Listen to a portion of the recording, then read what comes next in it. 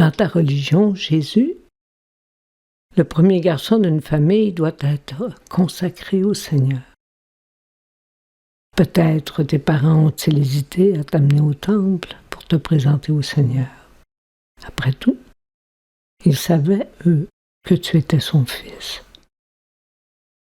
Mais peut-être se sont-ils dit, comme plusieurs d'entre nous aujourd'hui, que même si on ne sait pas tout le temps exactement pourquoi nous rendre au temple pour répéter des gestes religieux qui nous ont été transmis, ne fait de mal à personne.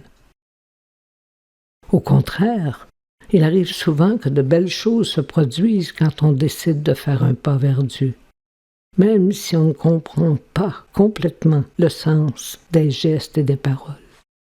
Nous rendre au temple et comprendre lentement, c'est cela aussi, avancer dans la foi. Tes parents avancent dans la foi et ils se rendent au temple pour y faire la rencontre de 2 étrangers qui prononceront des paroles mystérieuses. D'abord, il y a ce vieux Siméon qui attend le Messie depuis de nombreuses années et qui dit, à qui veut bien l'entendre, que Dieu lui a promis qu'il le verrait de son vivant. Il peut se compter heureux que tes parents aient accepté de laisser un étranger te prendre dans ses bras. Plusieurs parents auraient refusé. Mais dans ce genre d'endroit, on se permet parfois de poser des gestes qu'on n'oserait pas poser en d'autres circonstances. Le vieux Siméon te prend et il lève les yeux au ciel et prononce des paroles que ta mère n'a jamais oubliées. Maintenant, ô Maître souverain, tu peux laisser ton serviteur partir en paix selon ta parole. Car mes yeux ont vu le salut que tu préparais à la face des peuples. Lumière qui se révèle aux nations et donne gloire à ton peuple Israël.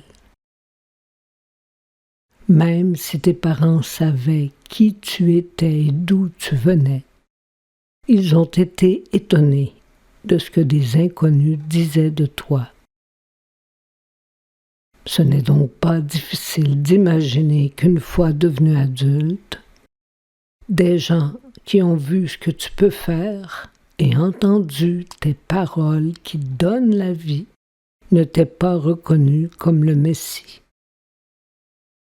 Dans ce contexte, ils ont raison de trouver un peu étonnant que de purs étrangers, en voyant ce petit bébé qui leur est présenté, reconnaissent en lui le Fils du Dieu vivant.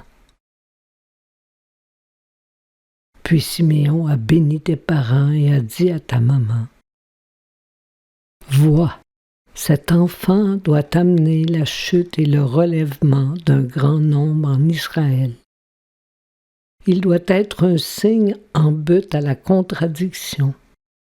Et toi-même, une épée te transpercera l'âme, afin que se révèlent les pensées intimes de bien des cœurs. »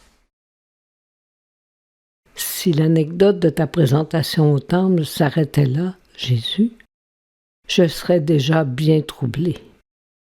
Mais il y a encore cette vieille femme de 84 ans, Anne, qui était une prophétesse. Elle ne quittait pas le temple depuis plus de 50 ans, servant Dieu nuit et jour. Bref, c'était une sainte femme. Tout le monde la connaissait et l'appréciait.